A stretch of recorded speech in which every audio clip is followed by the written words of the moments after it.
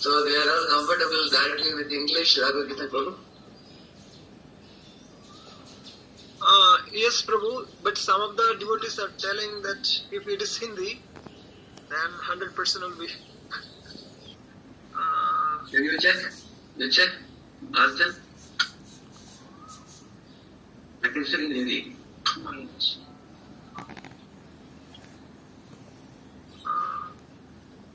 কি বলেন সংকীর্তন প্রভু? সংকীর্তন প্রভু আপনি কি বলেন? So most of the devotees are familiar with Hindi. You can continue with Hindi, Prabhu. Okay, I speak in Hindi. I don't know. Okay. Hare Krishna. Jai Radha Madhava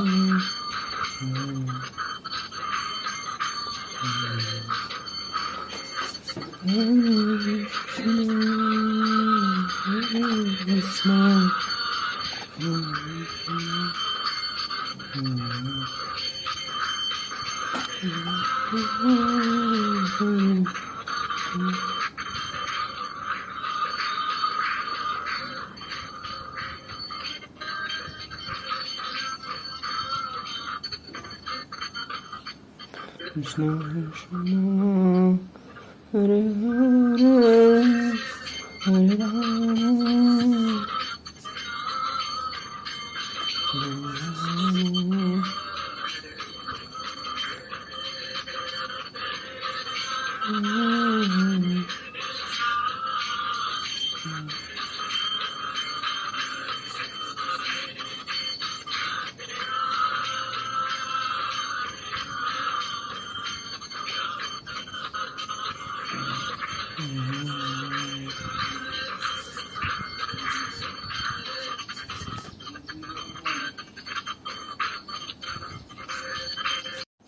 इसलिए इस बच्चे की जान बचना चाहिए, मेरी इच्छा है, इसलिए आपके पास आई हूँ। ऐसी प्रार्थना की उन्होंने।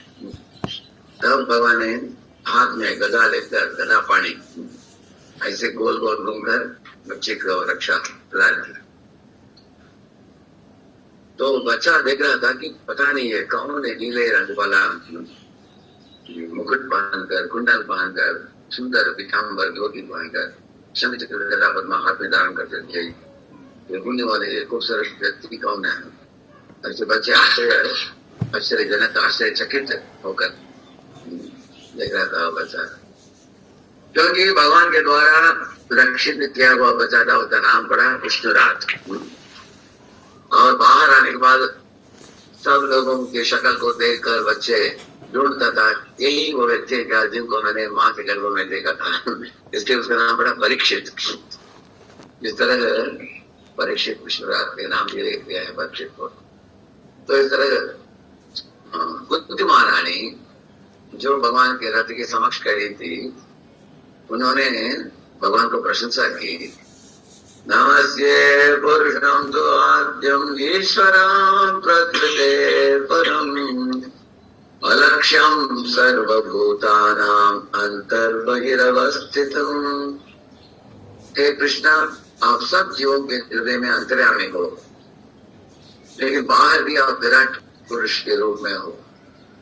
इसी तरह अभी रथ के ऊपर भी आप बैठे हो, लेकिन उत्तरा के गर्भ में भी आपने प्रवेश किया। अगर कोई और इंसान होता इस तरह के आपत्ति के परिस्थिति में, उसको भागना दौड़ना होता था। आप तो अनायास रथ में बैठ कर आसानी से दोनों ब्रह्मास्त्रों को परास्त कर दिया। इसलिए आपकी शक्ति की सीमा ही नहीं है। ऐसे बहुत प्रशंसा करती है कुंती। इस तरह और एक उदाहरण दिया जाए, दूसरा देखिए उदाहरण प्रहलाद का। तो विष्णु पुराण में कहा गया है कि प्रहलाद जो था उसको दो तरह से उनके पिताजी ने साथ भक्ति मार्ग में जोड़ रखा है। तो उन्होंने एक उदाहरण दिया कि अगर एक शरीर में एक फोड़ा हो गया उंगली में, अगर वो सड़ गया तो उसको काट दिया जाए ताकि शरीर तंदुरुस्त रह सके। इस तरह वो और उसके अनुगामी जो शंडा मार्ग इत्यादि लोग थे, वो लोग एक उदाहरण दे रहे थे। बोला उन्होंने, हम असुरों का कुल एक बहुत बड़े चंदन का पेड़ का जंगल के बराबर है, और ये विष्णु जो है वो कुल्हाड़ी के बराबर है। और उस कुल्हाड़ी को लेकर जंगल चंदन के जंगल को काटने के लिए, तो कुल्हाड़ी के लिए एक लकड़ी लगता है, वो प्रहलाद हो गया। प्रहलाद विष्णु को मदद कर रहा है असुरों को काटने के लिए। ऐसे वो लोग उदाहरण दे रहे थे।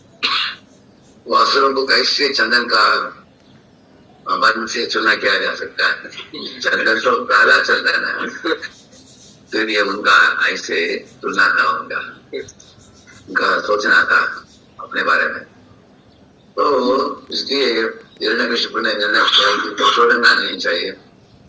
तो अनेक तरीकों से उनको वध करने के लिए यत्न किया। आप लोग जानते हो विविध तरीके से उसको।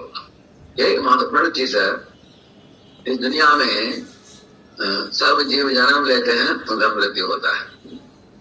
कभी कभी आप देखेंगे देवता लोगों को भगवान सत्व गुण से पोषण दे देते हैं और देवता लोग शक्तिशाली बन जाते हैं। तब सारे दुनिया में वैदिक संस्कृति भी फैलता है, देवता लोग खुशी से रहते हैं। जैसे राम राज्य की बात हम करते हैं, और इस तरह के उर्दू लोकों में भी देवता लोग अच्छी तरीके से शांति से जीते हैं। कभी कभी भगवान विष्णु जो लेते हैं दुग्ध सागर में, वो देखते हैं कि इंद्र आदि देवता लोग कभी कभी ठंडे पड़ जाते हैं उनके भक्ति के अभ्यास में, भगवान के चिंतन में। तो भगवान सिर्फ अपने पलक झपकते हैं, ऐसे आंखों पर टुकी करते हैं। तो काल को बोलते हैं काल ऐसे परिस्थिति को बदल देता है। उसके बाद देखा जाता है सब लोग शक्तिशाली हो जाते हैं। वो इधर उधर काल करके आकर देवताओं के पीछे आक्रमण करते हैं, देवताओं को भगाते हैं, बड़ा झगड़ा होता है, घमासान युद्ध होता है। तो देवता लोग अपनी पदवी खो बैठते हैं और असुर लोग पदवी में आ जाते हैं। जैसे हिरण्यकशिपु बैठ चुका था इंद्र के इंद्रासन में बैठकर वो सारे देवताओं को गुलाम बना लिया, और देवता लोग उसको आकर भेंट दे देते, सलाम मारते थे, वो चिल्लाता था, वो भाग जाते थे। इतना तक कि नारद बोल रहे हैं, अप्सराएं, गंधर्व, किन्नर, चारण, विद्याधर सब लोग झुकते थे हिरण्यकशिपु को नाम लेते थे डर के मारे। और नारद बोल रहे हैं मैं भी था उसी सभा में, ऐसे बताते हैं नारद ने। नारद में बड़े बुद्धिमान है, वो भी हिरण्यकशिपु के सभा में भी है और कंसे की सभा में भी है। तो ऐसे धीरे धीरे जनप्रिय हो, ऐसे उस समय आप एडजस्ट करके उनका खुद का भी भक्ति कर लेते हैं नारद ने। और इन ऐसे हिरण्यकशिपु जैसे असुर को भी संभालते हुए उन्होंने अपनी भक्ति भी कर ली और उस परिस्थिति को देखते रहे हो। ठीक है, सही मौसम आएगा तब भक्त लोग अपना भक्ति कर सकेंगे। तो नारद मुनि की बहुत आश्चर्यजनक चीज है, क्योंकि प्रहलाद की गुरु भी बने वो और हिरण्यकशिपु की सभा में बैठ गए, वो दासरी की बात है। तो इस तरह हिरण्यकशिपु ऐसे शासन चलाया उसने, लेकिन वह उनके खुद का बेटा था, उनको भी असुर पुत्र बनाना चाहा, लेकिन वो नारद मुनि की शिक्षा पाकर प्रहलाद उत्तम उच्च कोटि के भक्त बने, महाभागवत भक्त बने। तो ऐसा नहीं कर पाया, तो उनको सताने के लिए विविध के नाना तरीके के दंड दिया, उनको भूखे रहने वाले शेरों के गुफा में डाल दिया, नहीं तो ऐसे सर्पों के गुफा में डाल दिया, नहीं तो तेल में उबालने वाले तेल में डाला, उसको समुद्र में डालकर बड़े पहाड़ डाला उनके ऊपर, और कभी कभी उसको पहाड़ के ऊपर लेके जाकर फेंक देना, ऐसा किया। ऐसा और कोलिका नाम के हिरण्यकशिपु की बहन जो थी, उसके अंदर एक वरदान था उसको कि आग के अंदर वो प्रवेश कर सकती है लेकिन मरेगी नहीं। तो प्रहलाद को गोद में लेकर वो जाकर बैठ गई आग के अंदर, गोद जलकर आग बन गई, प्रहलाद बच गया। अनेक तरीके से उसको सताने के बाद भी प्रहलाद मरा नहीं, क्योंकि ये दुनिया में अनेक जीव मरते हैं, कोई सर्प के डसने से, कोई व्याधिग्रस्त होकर, कोई बुढ़ापा का अवस्था प्राप्त करके, कोई कुछ दुर्घटना, कार एक्सीडेंट, बस एक्सीडेंट कुछ हो गया उसमें मरता है, कोई नैसर्गिक रूप से कुछ जीव कुछ काल, उनका काल आ गया बोलते हैं, वो शरीर छूट जाता है उनकी। हर जन्म में हर जीव को जन्म भी है और मृत्यु भी है, मरण भी है। जैसे प्रति जन्म में पिता माता पाया, ऐसा बोला गया है कि माता पिता हर एक जीव को मिलता है और जन्म भी मिलता है, मृत्यु भी प्राप्त होता है, हर एक जीव का होता है। लेकिन एक महत्वपूर्ण चीज है, कोई भी जीव को दूसरे जीव स्पर्श नहीं कर सकता, मार नहीं सकता, जब तक भगवान ईश्वर की अनुमति नहीं हो। तो भगवान हर एक के लिए उचित काल दिया है कि जितने काल के लिए एक जीव रहना चाहिए। जैसे देखिए भारत में ये जो राजीव गांधी था, सुशींद्रम नाम का एक स्थान में दक्षिण भारत में आ गया था वो। उस स्थान में बहुत भीड़ भाड़ था उधर। उसको कोई स्त्री हार पहनाने की इच्छा थी उसकी, उस समय प्रधानमंत्री था, उसको हार पहनाने के लिए आई, हार पहनाया। उस समय राजीव गांधी का जो पीए था, पर्सनल असिस्टेंट, राइट हैंड था, तो राजीव गांधी उसको बोला कुछ करने के लिए, तो वो पीए कहीं तो गया ऑफिस में। तो उस समय ये जब हार पहना है, विस्फोट हुआ, बड़ा विस्फोट, जिसमें राजीव गांधी मरा। इधर जानते हैं आप लोग। लेकिन वो पीए जो था वो बच गया, वो उसको, क्योंकि इसने ही भेजा था उसको चलाने के लिए, चला गया। हालांकि पीए कभी छोड़ता नहीं, हमेशा साथ में रहता है, कहीं भी जाता है। इस तरह आप देखेंगे हर एक व्यक्ति का काल रखा गया है, जब काल आना है तभी आएगा। तो इसमें लेश मात्र भी शान नहीं है, क्योंकि भगवान सब जीवों के परम पिता हैं और सब जीव उनके अंश हैं। तो प्रहलाद को इस बात के ऊपर अटूट विश्वास था, अगर मरना ही है इस शरीर में, हर एक जीव को शरीर छूटने ही वाला है, आज नहीं तो कल। ऐसा नहीं कि कोई इस दुनिया में हमेशा के लिए जीने वाला है। देव संगीतम अप्यंते कृमि विड भस्म संगीतम, ऐसे भागवत के 10.10.10 वो बोलता है कि देवता का भी सुंदर खूबसूरत शरीर क्यों न हो, वो बोलते हैं कि ये मिट्टी बन जाएगा, नहीं तो भस्म बनेगा, नहीं तो कीड़ा विष्टा बनेगा। वो हर एक शरीर का अंततोगत्वा यही परिस्थिति है। लेकिन जिंदा रहते समय जन्म और मृत्यु के बीच में इंसान कैसे जीता है वो महत्वपूर्ण है। क्योंकि एबीसीडी में बी और डी के बीच में क्या है? सी है, choice. Between birth and death there is choice. हमें चॉइस जो है हर क्षण, क्या हम इंद्रिय तर्पण को चुनते हैं, नहीं तो हम भगवान की सेवा को चुनते हैं। भोगवृत्ति, सेवावृत्ति। अगर हम एक क्षण के बाद दूसरा, दूसरा से तीसरा, अगर हम हर कदम में हम सेवावृत्ति को चुनते हैं तो इस जन्म हमारा लास्ट जन्म है। त्यक्त्वा देहं पुनर्जन्म नहीं थी मामेति सोर्जन, भगवान बताते हैं ऐसे। तो प्रहलाद को इस बात के ऊपर विश्वास थी। उसने सोचा कि अगर भगवान रखेंगे हमें इस दुनिया में जिंदा, हम भक्ति करेंगे। अगर प्राण छूट जाएगा तो हम वैकुंठ में जाकर भक्ति करेंगे उनकी। तो प्रहलाद के अंदर साहसी व्यक्ति था। तो इसको देखकर पिताजी ने देखा कि अरे इतना मैं टार्चर करने के बाद भी ये छोड़ नहीं रहा है भक्ति, इसलिए उसको प्रलोभन देने लगा। खूबसूरत स्त्रियों को भेजने लगा, उनको पीने के शराब इत्यादि पे भेजने लगा। और उसको बोला कि तुम मेरे बात मानकर चलोगे, तुमको अगले राजा बना दूंगा मेरे बाद। ऐसे प्रलोभन भी दिया उसको। प्रहलाद बोले ये स्त्रियां तुम तो भेज रहे हो, ये सिर्फ मांस हड्डी से बनाया हुआ शरीर है, इससे कौन आकर्षित हो सकता है? एक व्याधिग्रस्त शरीर दूसरे व्याधिग्रस्त शरीर को लेकर क्या आनंद पाएगा? दोनों जीर्ण होने वाली, पदार्थ होने वाली, मर मिटने वाली शरीर है, वो आकर्षित नहीं हुए। और शराब इत्यादि गंदे पदार्थों को छुआ भी नहीं उन्होंने। और राज पदवी की बात छोड़ो, वो तो भगवान कृष्ण के श्री चरणों में इतने आश्रित थे, उनको किसी भी दुनियादारी चीज में आकर्षण नहीं था। इस तरह से ऐसे प्रहलाद था, वो 5 वर्ष का बालक, बहुत निडर होकर, साहसी होकर, भगवान विष्णु के ऊपर अटूट विश्वास था उनकी, रक्षति विश्वास हो। अंततोगत्वा जो प्रहलाद को मिटाने की प्रक्रिया में हिरण्यकशिपु खुद मर मिटा हो, और प्रहलाद बना राजा। उसके बाद सारे दुनिया की शासन की।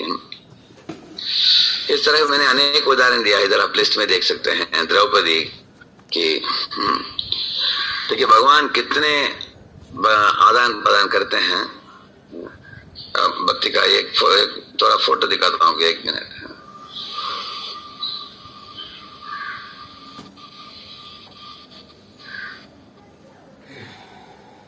देखिए एक बार कृष्ण को द्रौपदी ने कुछ फल दी थी। कृष्ण ने जब काटा, एक बूंद खून निकला। तुरंत द्रौपदी भागती हुई आई, अपने साड़ी के कोने से फाड़ कर तुरंत भगवान के उंगली में लगा दिया कपड़े। तो भगवान ने क्या बोला द्रौपदी को, हे द्रौपदी, आज मैं ऋणी हो गया मैं, क्योंकि जब समय आएगा इसके हर धागा के लिए मुझे वापस लौटाना पड़ेगा तुमको। ऐसे बोला उन्होंने।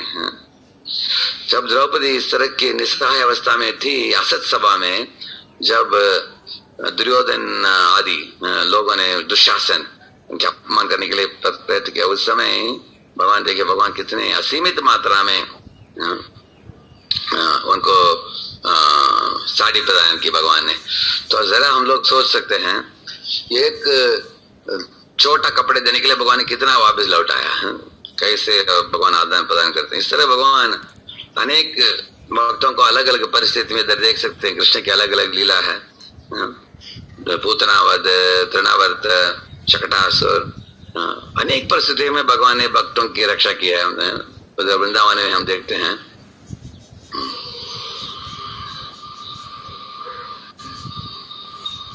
तो इस तरह आगे गजेंद्र को भगवान, गजेंद्र ने बोल दिया भगवान को, हमको ये भौतिक शरीर नहीं चाहिए, क्योंकि भौतिक शरीर में ये अज्ञानता का शरीर है। इच्छामि ना कालेन नयस्य विप्लवस तस्यात्मलोकावरण से मोक्षम, इसे एक श्लोक में बताता है। ये बताता है कि हे कृष्ण, हे विष्णु, ये जो शरीर है, ये अज्ञानता से आवृत है ना, आवृत योबयोन्या ऐसे बताता है। अगर आपने बचा भी दिया हमको इस मगरमच्छ से, क्या लाभ हुआ हमको? आप तो चले जाओगे और हम ज्ञान में हम लोग पड़े रहेंगे। इसलिए आप हमें आध्यात्मिक शरीर दीजिए जिससे मुझे आपके लोक में आकर नित्य निरंतर काल के लिए आपकी सेवा में लग सकता हूँ। ऐसे उन्होंने विनती की, भगवान ने दिया गजेंद्र को ऐसे। और अर्जुन जो था उनको भगवान ने कैसे रक्षा की वो भी पढ़ते हैं। एक बार जब रणभूमि में अर्जुन था, तेजी से एक नागास्त्र आ था, इतना तेजी से आ रहा था वो, कोई देख भी नहीं पाता था।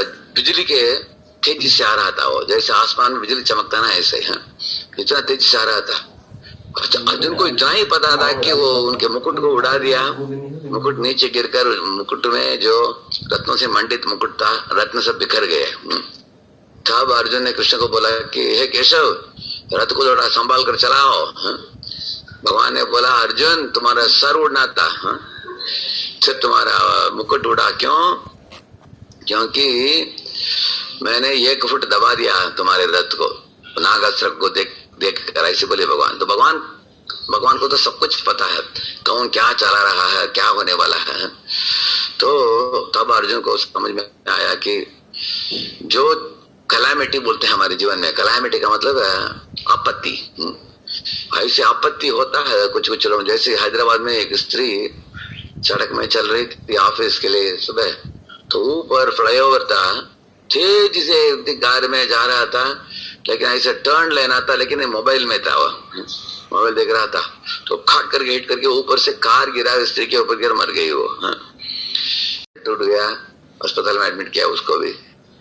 बोलने का मतलब क्या है, ये दुनिया ऐसा दुनिया है, पदम पदम जत्ति पदम देशा। हम लोग कभी समझ में नहीं पाते कि किधर से क्या विपत्ति आएगा। शरीर क्षण भंगुर है, कमल दल जल जीवन थल कमल, ऐसे अर्जुन को भी मालूम नहीं था, लेकिन भगवान ने ऐसे बचाया अर्जुन को। और युद्ध होने के बाद भगवान ने अर्जुन को बोला उतारने के लिए रथ से, तो उतर गया। ऊपर से हनुमान भी उतर गए। तब जब भगवान नीचे उतरे, ऐसे जलकर राख बन गया वो रथ। भगवान ने बोला कि अनेक सेलेस्टियल वेपन्स थे वो रथ में है, वो इतना एनर्जी एक्सर्ट कर रहे थे वो। अर्जुन पहले भी जल सकता था, लेकिन भगवान ने उसको बचा कर रखा था। ऐसे इस तरह भगवान के भक्त अपनी ओर से उचित यत्न करना चाहिए, उसके बाद भगवान के पास अपने आप को सौंपाना चाहिए। ये अर्जुन ऐसा किया, जैसे प्रहलाद भी। तो ऐसे अनेक उदाहरण दिया ब्रजवासियों का, पांडवों का। अभी जटायु जो है, जटायु के संबंध में जटायु का वेरी स्पेशल उदाहरण है, क्योंकि जटायु वृद्ध एक चील था वो। तो अचानक देखा एक दिन आकाश मार्ग में रावण सीता को अपने पुष्पक विमान में लेकर उड़ रहा है, और सीता रो रही है। तुरंत ऊपर उड़ते हुए गया और रावण को रोका उसने, बोला कि ये रावण तुम आगे नहीं बढ़ सकते हो। रावण ने बोला ए बूढ़े की चील, बाज में चले जाओ नहीं तो मार दूंगा तुमको, डराया उसने। लेकिन जटायु ने बोला माना तो मारो, लेकिन मैं सीता को बचाना मेरा काम है। सीता को अपनी पुत्री जैसे माना उसने। तो इसलिए वो क्या किया, जटायु ने अपने चोंच से रावण के कवच को काट दिया और अपने 2 हाथों से उसके घोड़े जो थे उसको मार दिया। तब रावण को पता चला कि है ये चील बहुत बड़ा बूढ़ा, लेकिन इसके अंदर उत्साह और साहस बहुत है, इतने वृद्धावस्था में भी। तो आप अपने तलवार निकाला, उसके एक पंखे को काट दिया उसने। तब नीचे गिरते हुए आ रहा था, लेकिन सीता के रोना सुनकर वापस एक पंखा को हिलाते हिलाते ऊपर गया, और वो एक पंखे से पट पट करके मारने लगा रावण को। उसको भी रावण ने काटा। तब जटायु कुछ नहीं कर पाया, नीचे गिर पड़ा, उसके शरीर से खून बहने लगी। तो रावण सीता को लेकर गया। इससे देखा जाए, इसको देखा जाए तो रावण उसको परास्त कर दिया, लेकिन भगवान रामचंद्र जब आए, भगवान ने आंसू बहाया, उनके लिए अंत्येष्टि किया और जटायु को बोला कि आज ही शाम को तुमको मैं वैकुंठ भेज दूंगा। इस तरह भगवान ने उनको वैकुंठ भेजा, क्योंकि भगवान के सेवा के लिए उन्होंने अपने प्राण त्याग दी और भगवान उनसे प्रसन्न होकर उनको वैकुंठ भेजा जटायु को। तो जटायु और उसके भाई था एक संपाति करके, दोनों ने भगवान की परिवार के लिए सेवा की, क्योंकि संपाति ने सीता के संबंध में संदेश दिया वानरों को। इस तरह है। तो ये जटायु जो है भगवान के प्रिय बनाओ। तो भागवत के एक अध्याय में आता है, तरवत् किम न जीवंती वस्त्रा किम न शसंति उत न खादन्ति न मेहंती किम ग्रामे पशवो अपरे, ऐसे एक श्लोक है। उधर शौनकादि ऋषि बोलते हैं तरवत् किम न जीवंती, अरे मनुष्य, दुनिया के मनुष्य लोग, आप क्यों गर्व करते हो कि आप जीते हो, पेड़ भी जीते हैं ना, ऐसे बोलते हैं। तो कोई बोलेगा अरे पेड़ के साथ क्या तुलना कर दिया, हम तो श्वास लेते हैं पेड़ क्या श्वास का आवाज नहीं आता है पेड़ का, हमको पेड़ से कैसे तुलना कर सकते हो। तो बोलते हैं वस्त्रा के जो ब्लैक स्मिथ होता है वो, उसके पास क्या बोलते हैं उसको, बेलो, ऐसे वो आवाज करता होगी। अरे वो भी श्वास लेता है ना, ऐसा नहीं कि सिर्फ तुम श्वास लेते हो, ऐसे बोलते हैं। वो बोलता है ब्लैक स्मिथ के साथ तो तुलना कर दिया हमको, वो श्वास लेना और हम श्वास लेना एक है क्या, आपको मालूम नहीं, हम गांव में रहते हैं, घर में रहते हैं, बीवी बच्चे होते हैं, हमारा परिवार होता है। बोला अरे गांव में कुत्ते भी रहते हैं और वो भी मैथुन जीवन करते हैं, वो भी बच्चे पैदा करते हैं, ये क्या तुमने बड़ी बात कर दिया, ऐसे वो बोलते हैं। किम ग्राम है पशवो अपरे, क्या तुम एक ही जानवर हो क्या, वो भी जानवर है ना, ऐसे बोलते हैं। ऐसे शौनकादि ऋषि एकदम स्ट्रांगली बोलते हैं। उधर उस तात्पर्य में प्रभुपाद जी ने कुछ अच्छा चीज लिखा है। प्रभुपाद जी ने बोला कि इस दुनिया में अनेक जीवराशियां अलग अलग आयु उनको दिया गया है। जैसे कुत्ता होता है 5 साल रहता है, गाय होती है वो 15 साल रहती है। इस तरह से जो कछुआ होता है वो जैसे 40-50 साल रहता है ऐसे। और मनुष्य होता है जैसे 80 साल 90 साल रहता है मनुष्य। तिमिंगल होता है वो 300 साल 400 साल रहता है। पेड़ होते हैं जो 1000 साल 2000 5000 साल भी जीता है पेड़। लेकिन बाबा जी बोलते हैं श्रीपाद शंकराचार्य और श्रीमान चैतन्य महाप्रभु ये कितने साल जिए, शंकराचार्य 32 साल जिए और चैतन्य महाप्रभु 48 साल। लेकिन 32 साल 48 साल में ये लोगों ने जो काम किया, सारे दुनिया आज भी उनके बारे में बात कर रहा है। तो बाबा जी बोलते हैं कि तुम्हारे आयुष जितना भी हो उसके अंदर भगवत कैंकर्य करो, मंगलमय कार्य करो, खुद को भी धन्य बना लो और दुनिया को भी पावन करो। इस तरह अगर किसी ने किया वो ही उसके लिए श्रेय है, वो ही उसके लिए लाभ है। क्योंकि इस दुनिया में अलग अलग जीवों के लिए अलग अलग आयुष रखा गया है, किसी का छोटा आयु किसी का लंबा आयु। आप देखते हैं इसको अल्पायुष बोलते हैं, जिसका 30 के पहले चला जाता है कुछ लोग, और मध्यायुष का मतलब है 60 के पहले, और दीर्घायुष का मतलब है 90 तक रहता है। ऐसे 60 से 90 के अंदर उसको आयुष रखा गया। तो हमारे लिए जो भी आयुष रखा गया हो उसके अंदर हम मंगलमय कार्य करना चाहिए, भक्ति मार्ग में जुड़कर भक्ति करना चाहिए, दूसरों को भक्ति प्रदान करना चाहिए। इसलिए बाबा जी बोलते हैं कि इसलिए ये जो जटायु ने देह त्यागा, वो देह त्यागता है हर जीव एक समय, लेकिन आयुष जब हमारे हाथ में है, जितना समय अवधि दिया गया है उसका सदुपयोग करना चाहिए एक जीव को। सदुपयोग करके परम मंगलमय स्थिति को प्राप्त कर लेना चाहिए। तो इस तरह प्रभुपाद जी के बारे में उदाहरण दिया है। प्रभुपाद जी के भी दो हार्ट अटैक हुआ, आपको मालूम है। प्रभुपाद जी के अमेरिका जाते समय अगर कोई बूढ़े व्यक्ति को हार्ट अटैक हो गया तो यू टर्न लेकर आ जाएगा वो भारत में, लेकिन प्रभुपाद यू टर्न लेकर आए नहीं, गए अमेरिका। उधर न्यूयॉर्क में प्रभुपाद ने एक दिन बोला अपने शिष्यों को, मेरा काम अभी अधूरा रह गया है, मेरे हार्ट का प्रॉब्लम है, फिर भी मैं प्रचार करते करते मरूंगा। अगर मैं मर भी गया, आप लोग मैनहट्टन में न्यूयॉर्क में एक बिल्डिंग के ऊपर मेरा दहन कर दो बस, ऐसे बोले Prabhupada ji. I will die preaching in America, ऐसे बोले प्रभुपाद जी। वृद्धावस्था में भी डरे नहीं, तो क्योंकि उनको मालूम था कि आज नहीं तो कल ये शरीर तो जीर्ण होने वाली चीज है। वो वृद्ध भी हो चुके थे, उनका उम्र था 70 उस समय। तो 12 साल दुनिया में इतने बहुत बड़ा प्रचार करके सारे दुनिया के लोगों को जगा दिया उन्होंने। तो भगवान ने उनके शरीर को भी रक्षा की और उनके भक्ति की प्रचार के लिए भी भगवान ने उनको प्रोत्साहन दी।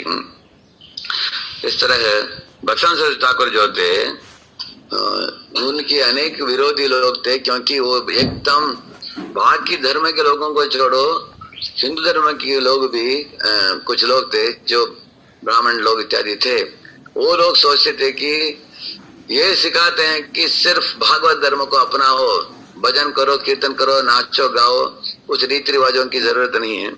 कुछ ब्राह्मण लोग उन दिनों में कंट्रोल में रखते थे सब चीज, सब लोग हमको दक्षिणा देने से ही आपको आशीर्वाद मिलेगा ऐसे। तो लोग छोड़ दिया ऐसे कट्टर ब्राह्मणों को और वैष्णव के पद में जुड़े। तो कुछ लोग इनसे नाखुश होकर किसी गुंडों को कुछ 2 लाख रुपया देकर बोला कि इसको खत्म कर दो इसको, लेकिन गुंडे लोगों ने किया नहीं। वो लोगों ने बोल दिया आप जैसे भक्तचंद्र ठाकुर जैसे महात्मा पुरुषों को हम वध नहीं कर सकते हैं, वो महात्मा हैं, भगवान के भक्त हैं। तो तब उनको संदेश में मिला इसके संबंध में है, तो भगवान बचाया उनको। इस तरह जिस तरह के को वृत्रासुर का शरीर प्राप्त हुआ, वो आसुरी शरीर था, उसको त्याग कर वैकुंठ प्राप्त किया उसने। इस तरह अलग अलग अनेक उदाहरण दिया है इधर। रक्षस्यति इति विश्वास इसके लिए। तो इस तरह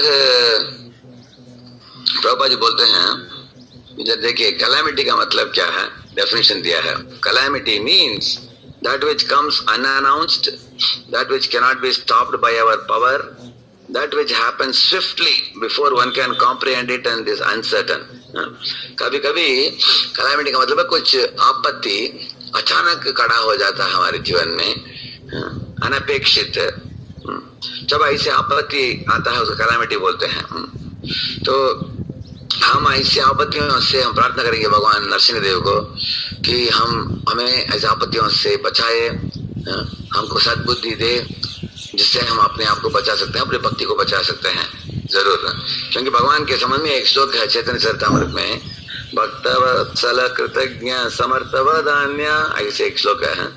भगवान भक्तवत्सल हैं, वो थोड़ा भी अपने भक्ति की भगवान कृतज्ञ हैं, और भगवान समर्थ हैं, सर्व सब ऐश्वर्य उनमें।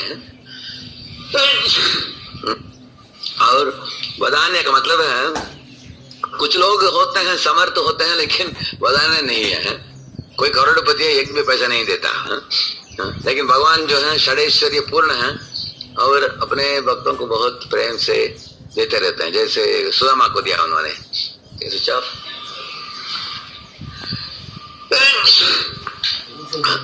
तो इस तरह भगवान जो है उनके 4 गुण आप चैतन्य चरितामृत में पढ़ेंगे। भक्तवत्सल, भक्तवत्सल का मतलब है अपने भक्तों में जो अभी जो बछड़ा जो नीचे गिरता है माँ के गर्भ से जन्म लेकर, उसके शरीर में धूल आ जाता है, तो धूल को चाट कर निकाल देता है जो माँ गाय होती है। इस तरह भगवान भी अपने भक्तों के अंदर जो भी दोष हो उसको सुधार देते हैं। भक्त लोग साल ब साल प्रैक्टिस करते करते भक्ति में शुद्ध हो जाते हैं। इस तरह कृतज्ञ अभी दिखाया मैंने द्रौपदी का उदाहरण, उन्हें थोड़ा कपड़ा दिया, भगवान ने इतना कपड़ा दिया कृतज्ञ होकर। और समर्थ का मतलब है भगवान षडैश्वर्य पूर्ण है। सुदामा ने दिया थोड़ा पोहे, तो भगवान ने दे दिया इतना बड़ा घर और नौकर चाकर दिया उनको। एक फल वाले ने 20 रुपये का 20 टके का फल दिया होगा, भगवान ने 20 लाख टके का दे दिया उनको, सोना चांदी रत्न इत्यादि। इस तरह भगवान सक्षम भी हैं और देते भी हैं सब लोगों को इस तरह।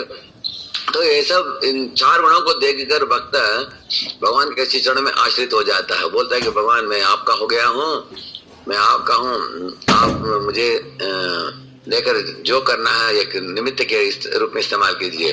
तो प्रभुपाद जी उदाहरण देते हैं, एक गाय होता है, उसको ये किसान कैसे मेंटेन करता है। तो गाय उसके घर में रहते, शांत रहती है वो किसान के घर में, तो दूध देती है, जब घास देता है घास खाती है, उसकी आधीनता में रहती है। इस तरह भक्त भगवान के चरण में आश्रित होकर शांति से रहते हैं, उनकी भक्ति करते हुए। इस तरह एक वेदांत देशी का एक उदाहरण मैंने सुना। उन्होंने बोला कि एक शिकारी 4-5 खरगोश को जंगल में पकड़ कर लाया था। तो एक पत्थर के ऊपर जब बैठा था, उनके पांव के नीचे एक खरगोश आकर बैठ गया, उनके पांव को छूते हुए। तब उसको थोड़ा मुलायम चीज छू रहा है मेरे पैर को, क्या करके मुड़ कर देखा, बाजू में जो रखा था 4-5 खरगोश, उसमें से एक आकर इधर बैठा है उसके पांव में। उसको देखकर उसके हृदय में करुणा भावना आ गया। तो सोचा कि ये मासूम प्राणी, इसको मैं काटूं क्यों? तो सारे के सारे खरगोश को छोड़ दिया जंगल में। ये देखकर वेदांत देश के बेहोश होकर गिर पड़े वो। बोले कि इतने कट्टर हृदय वाले एक शिकारी भी वो खरगोश को छोड़ दिया इस तरह। तो भगवान का हृदय द्रवित हो जाता अगर कोई लेश मात्र भी भक्ति करे। तो ऐसे भगवान अपने आश्रित जनों को रक्षा क्यों नहीं देंगे? ये भावना उनके मन में जब उदय हुआ, वो बेहोश होकर गिर पड़े उस समय। ऐसे इस तरह जड़ भरत आप लोग जानते हो, उसको डकैत लोग पकड़कर लेके जाकर काले के मंदिर में उनका हार पहनाया, चंदन कुमकुम पहनाया, रेशम के कपड़े पहनाया और उनको भोजन अच्छे पदार्थ व्यंजन दिया, सुख दिया। उनको देने के बाद उनको बलिपीठ में बिठाकर हाथ में तलवार लेकर उनको खड़ग लेकर मारने के लिए गए। लेकिन काली का मूर्ति जो था वो विस्फोट होकर दर्जनों कालियां निकली अंदर से और सब डकैतों को काट दिया उन्होंने, और जड़ भरत का जान बच गया। तो जड़ भरत आश्रित जन थे, भगवान के शुद्ध भक्त थे। तो इस तरह हम देखते हैं, शास्त्र में पढ़ते हैं, अलग अलग परिस्थितियों में देवी देवता भी सपोर्ट देते हैं भगवान के भक्तों को, जैसे काली ने की ऐसे। तो इस तरह रक्षसति विश्वास हो, भगवान तो भक्त के जान को बचाते ही हैं। भगवान भक्त के भक्ति को बचाते हैं। लेकिन इस दुनिया में हर एक जीव कोटि बार अलग अलग योनियों में जन्म लेकर अपने अलग अलग इच्छाओं की पूर्ति करने के लिए यत्न करता हो। जैसे अगर कोई व्यक्ति का 80 उम्र हो गया, दक्षिण भारत में मैंने देखा है एक व्यक्ति, उसका 80 उम्र था लेकिन क्रिकेट देखने में शौक था उसकी। वो बैठकर सुबह 10 बजे से शाम को 6 बजे तक क्रिकेट देख रहा हो। अगर कोई सिक्सर मारा, ये कूद पड़ेगा, ताली बजाएगा ऐसे। मैंने सोचा हो गया इसका 80, कभी भी शरीर छूट जाएगा। अगर इस तरह इतना रुचि है क्रिकेट में, तो उसको और एक शरीर चाहिए। किस लिए चाहिए? क्रिकेट खेलने के लिए। अभी बुढ़ा हो गया, खेल नहीं पाएगा, अभी अगले जन्म में बैट लेकर घूमेगा। करेक्ट है? इस तरह हर जीव जो भी इच्छा को बचा कर रखा है उसके मन में, मृत्यु के समय उसके अनुसार उसको शरीर दिया जाता है। एक व्यक्ति को देखा प्रभुपाद जी ने उधर हवाई में, प्रातः काल में 6 बजे प्रभुपाद जी मॉर्निंग वॉक के लिए गए, वो सर्फिंग कर रहा था 1 बजे तक 7 घंटा। प्रभुपाद जी बोले कि अरे पानी के साथ खेल रहा है, ये मनुष्य जीवन दिया है भगवान ने, इसको माला घुमाना चाहिए, गीता भागवत पढ़ना चाहिए। ये करने के बदले पानी के साथ खेल रहा है, इसका मतलब क्या? इसको क्या बनने की इच्छा है? मछली बनेगी। अगले दिन हो सकता है डॉल्फिन बनेगा, नहीं तो शार्क बनेगा है, पानी में वो डुबकी मारता रहेगा। ऐसे बोले प्रभुपाद जी।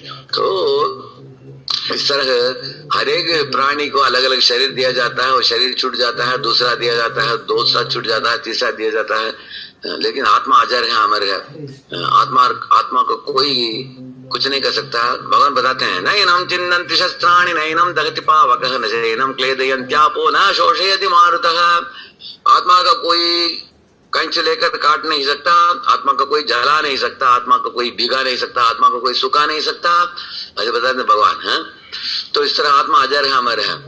और आत्मा एक बार परम पूज्य भक्ति रसामृत महाराज IIT में हम लोग थे, उस समय उन्होंने पूछा, अगर कोई चोर आपके घर में घुस गया चाकू लेकर, बोलता है कि अरे तुमको तो मालूम है तुम आत्मा हो, तुम मरते नहीं, क्या मैं तुमको मार सकता हूँ क्या? अभी मैं पैसा लेकर तुमको मार कर, पैसा लूट करके मैं चले जाऊंगा। तो महाराज ने हम लोगों को पूछा कि हमको क्या करना चाहिए। वो चोर भी फिलॉसफी बोलता है, वो बोलता है कि तुमको मालूम है कि तुम आत्मा हो, तुम शरीर नहीं हो, इसलिए मैं तुम्हारे शरीर को मारता हूँ, तुम्हारा आत्मा को कुछ नहीं होगा।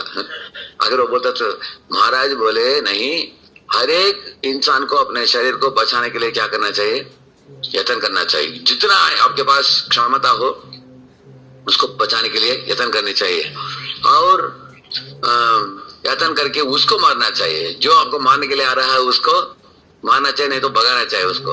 ये करने के लिए यत्न तो हर एक जीव करना चाहिए। कारण क्या है, महाराज बोले कि ये शरीर जो दिया है भगवान ने हमको, शरीरम कलु धर्म साधनम, ये धर्म साधन है। हम तिलक पहनते हैं 12 स्थानों में शरीर में, क्योंकि ये भगवान का मंदिर है। ये मंदिर में भगवान वास करते हैं हमारे हृदय में परमात्मा के रूप में, और उनके निकट हम भी वास करते हैं। इस जैसे एक पेड़ में 2 पंछियां बैठे हैं, इस तरह भगवान और हम दोनों बैठे हैं शरीर में। तो हम शरीर को रोज ब्रश करते हैं, सुबह नहाते हैं, पोशाक पहनाते हैं, तिलक पहनते हैं। इसलिए शरीर को भी वैष्णव लोग मंगलमय मानते हैं, क्योंकि ये धर्म साधन बनता है। और इस धर्म साधन को हमें बचा कर रखना चाहिए ताकि हम धर्म अच्छी तरह कर सके इससे। और भारत में आप लोग जानते हो 2 तरह के लोगों को मैंने देखा है। एक था जो सिख लोग थे, जैसे वो लोग 4000-5000 लोग घोड़े में घूमते थे साथ में उस जमाने में। उस समय यमन लोगों के जमाने में इधर उनको लगा कि बड़ा खतरा हुई, ये तो 5000 लोग हैं साथ में घूमते हैं, घोड़े में घूमते हैं, तो जिनके पास तलवार भी रहता था। इसलिए कुछ जनों को एग्जीक्यूट किया उन्होंने, 5वां 9वां, जैसे गुरु गोविंद सिंह इत्यादि लोगों को ऐसे। और रूप सनातन जो थे वो लोग उनके सभा में, नवाब की सभा में किस तरह कैसे रहकर उनके भक्ति को भी बचाया और साथ साथ कठिन जमाने में भी भक्ति को बचाकर ग्रंथों को भी लिखा, दूसरे लोगों को भी भक्ति में प्रोत्साहन दिया। तो that is a brahminical approach है, क्षत्रिय अप्रोच है, ब्राह्मणिकल अप्रोच है, दोनों है। लेकिन प्रभुपाद जी का शैली क्या है, अमेरिका में जब प्रभुपाद जी गए थे अनेक तरह के समस्याओं को झेलना पड़ा प्रभुपाद जी को। अनुकूल्यस्य संकल्प प्रतिकूल्यस्य वर्जनम, जो भक्ति के लिए अनुकूल विधियां हैं उनको स्वीकारना, जो भक्ति के लिए प्रतिकूल है उनको त्यागना। और हर एक वैष्णव को सोचना चाहिए, भगवान अपने हृदय में प्रार्थना करनी चाहिए कि आप हमको सद्बुद्धि दो, आप सही चीज को हमसे हमारे मुंह से निकालो, सही तरह के कार्य हमारे इंद्रिय करें जिससे हमारी भक्ति की रक्षा हो। जैसे रूप सनातन थे, वो उनके महल के पीछे गुप्त वृंदावन बनाकर वो लोग, जैसे बृहत्तोष ने लिखा, सनातन गोस्वामी ने टीका भी लिखा, उन्होंने भागवत पढ़ते थे। बाद में भी सनातन बैठकर भागवत पढ़े है ना अपने ब्राह्मणों के साथ ऐसे। तो कठिन जमानों में भी वैष्णव लोग भक्ति को छोड़ा नहीं, भक्ति को बचा कर रखा। ये दुनिया ऐसा दुनिया है, कभी हवा जो है हमारे लिए अनुकूल होगा, कभी हवा प्रतिकूल होगा। ये तो परिवर्तनशील दुनिया है। तो हमारे पूर्वज लोग जो थे, जैसे मेरे पिताजी का जन्म हुआ था 1935 में, उनका ये नहीं था, उस समय भारत का आजादी नहीं था, तो ब्रिटिश लोगों का जमाना था। तो उसके भी पहले जो हमारे दादाजी जो थे वो लोग का पूरा किसी परदेश के गुलाम में ही रहे वो लोगों ने, करेक्ट ना। अभी उसके बाद हमारा जमाना बदला उसके बाद। तो इस दुनिया में परिस्थितियां बदलते रहते हैं, कोई शासन करता है, वो जाता है और कोई शासन करता है। तो ये परिवर्तनशील परिस्थितियों में अगर हमारे मन लिप्त हो जाएगा, हम इसके बारे में बहुत ज्यादा बातचीत करेंगे आपस में, समय भी बीत जाता है और इंसान का मति भी बिगड़ जाता है। बहुत मन में विविध तरह के चिंताएं, द्विधा तरह के द्वंद्व इत्यादि घुस जाता है दिमाग में। हमें 2 चीज करना चाहिए, बाहर की दुनिया की परिस्थिति को समझकर उचित तरीके से कैसे बर्ताव करना, अपने आप को सुरक्षित रखना। जैसे एक बार किसी प्रदेश में कर्फ्यू डाला गया था। कर्फ्यू का मतलब कोई बाहर नहीं जाना चाहिए। अगर किसी को बाहर क्या हो रहा है न्यूज मालूम नहीं है तो सोच रहे कि अरे सारा सड़क खाली पड़ा है, मैं अकेले चल रहा हूँ, ऐसे सोचेगा, क्योंकि उसने न्यूज नहीं पढ़ा है। इसलिए हर एक को न्यूज मालूमात होनी चाहिए।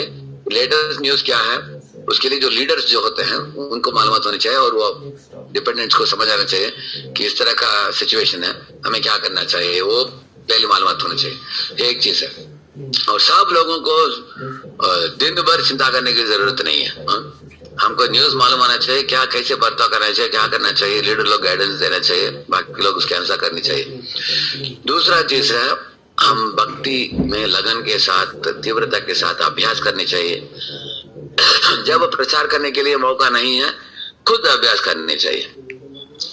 प्रचार के लिए मौका है तब प्रचार करनी चाहिए। तो प्रचार करने से हमारे भक्ति में भी अगर बाधा आता है तो हमें क्या करना चाहिए, प्रचार ना करके हमारी भक्ति को बचाना चाहिए पहले। जन्म सार्थक करी कर परोपकार। और दूसरा चीज है, जैसे दांतों के बीच में जिह्वा रहता है, इसमें मुलायम कौन है, दांत मुलायम है, जिह्वा मुलायम है। हाँ, लेकिन जिह्वा ये एक है और मुलायम है, और दांत अनेक है, 32 है और कठोर है। उसके बीच में भी जिह्वा समझ लिया कैसे जीना, इसके बीच में। तो हम लोग भी दुनिया में कठिन परिस्थितियों के बीच में कैसे जीना और भक्ति को कैसे बचा कर रखना, ये इसके ऊपर हमें ध्यान देना चाहिए। और भगवान भी सद्बुद्धि देंगे ऐसे ईमानदार भक्तों को। और ये दुनिया पदम पदम जत्युपदम देशाम, इस तरह के बुरी दुनिया को छोड़कर भक्त लोग वैकुंठ पहुंच जाएंगे, जिधर शाश्वत काल के लिए, नित्यानंद काल के लिए भगवान के सानिध्यता में और श्री चरणों में किसी भी तरह का दुख नहीं उधर। इसलिए बताते हैं, समाश्रिता ये पद पल्लव प्लवम महत् पदम पुण्य यशो मुरारे भवाम्बुधिर्वत्स पदम पदम पदम पदम पदम जत विपदाम न तेषाम। बोलते हैं कि वो अकुंठ विकुंठ दृष्टियम, ऐसे बताया वैकुंठ में, क्योंकि हम देहदारी शरीर नहीं है उधर आध्यात्मिक देह होता है जो हाजर है, हमारे है। हम सबको वही प्राप्त होने वाला है। आप सब लोग भक्ति कर रहे हो, भगवान बताए हैं कि जो मेरे भक्त हैं त्यक्त्वा देहम पुनर्जन्म नहीं थी मामेति सौजन्य। थैंक यू, हरे कृष्ण। तो अभी मैंने जो बोला है इसको 5 मिनट में मैं अंग्रेजी में संक्षिप्त रूप में आपको बता दूंगा, क्योंकि आप में से कुछ लोगों को हिंदी मालूम। Some of you may not know Hindi, so I am just telling you in 5 minutes what I spoke till now. In my entire talk today, I was talking on one theme called Rakshasyati iti Vishwaso. There are 6 limbs of Sharanagati. The 3rd limb is called Rakshasyati iti Vishwaso. So here I have shown a chart here, practically 20-25 examples I give. And this body keeps leaving. One body comes, it leaves. Then when the body leaves us, we call it death. We call it. And then again, next body you get, and you leave that. So everybody in this world is wandering with desires. As long as material desires are there, we take the body. I was telling an example of one boy who was surfing in the ocean in Hawaii. Prabhupada said, 7 hours he is surfing. So Prabhupada said he is going to get a dolphin's body or a shark's body. Similarly, I was telling about one man in South India, 80-year-old man watching cricket and mad after cricket. So I was telling that he needs one more material body to play cricket, you see. Similarly, if we are storing material desires, we will be born again and again. Bhakti mein, और जीवन, I had no desire to do any visible seva. But after some years, it happens that people show up. I understand that it is not bhakti, but even after that, I can't get rid of this bad habit. How can I get rid of this bad habit? This is what I want, technical perfection and also your kind auspicious prayer, assiduous prayer. Okay. तो ये पूछ रहे हैं कि सेवा करने की इच्छा नहीं होता है, और ये बताते हैं कि कभी कभी ये बुरी आदत छूटता नहीं। ये क्या होता है, हमारे वॉइस में जो विद्यार्थी रहते हैं शुरुआत में सरल होते हैं, जो लीडर बोलेगा तो तुरंत करेंगे वो सेवा, जो बोला करेगा वो। लेकिन 1-2 साल होने के बाद ठंडे पड़ जाते हैं। अगर कोई आएगा सेवा लेकर बोलेगा प्रभु जी सब लोगों को पूछो, कोई नहीं मिला तो लास्ट में मुझे पूछो, ऐसे बोलेंगे वो। ऐसे भी कुछ तो सेवा करने के लिए हिचकिचाते हैं, ये आलसीपन ही कारण है इसका। भगवान बताते हैं गीता में, आलस्य विगत ज्वर बोलते हैं भगवान, आलस्यपन को छोड़ो। क्योंकि आलस्यपन से तमोगुण बढ़ेगा, तमोगुण बढ़ने से हम बुलक्कड़ हो जाएंगे, बुलक्कड़ होने से भगवान को भूल जाएंगे, और भगवान को भूलने के बाद हम माया में पड़ जाएंगे। माया में पड़ने के बाद पता नहीं कितना बार आवागमन होगा हमारा। इसलिए बुद्धिमान लोगों को ये 2 things you have to give up, lethargy and unrestricted action। हमें आलस्यपन को भी छोड़ देना चाहिए, गलत दिशा में भागना दौड़ना वो भी छोड़ देना चाहिए, सही पथ में आगे बढ़ना चाहिए। तो उदाहरण के लिए अगर आप शेविंग नहीं करोगे तो बाल बढ़ जाएगा, दाढ़ी आ जाएगा, है ना। इस तरह अगर आप मुंह ब्रश नहीं करोगे तो बास आएगा मुंह से, करते ना। इस तरह नौकरी करके ग्रोसरी लेके आकर कुकिंग करके प्रसाद नहीं रहेगा तो भूखे रह जाओगे आप। इस तरह दुनिया में काम किए बिना कुछ नहीं होता। Materially spiritually nobody can live in this world without doing some work। शरीर यात्रा पिछते ना प्रसिद्ध कर्मणः, भगवान बताते हैं।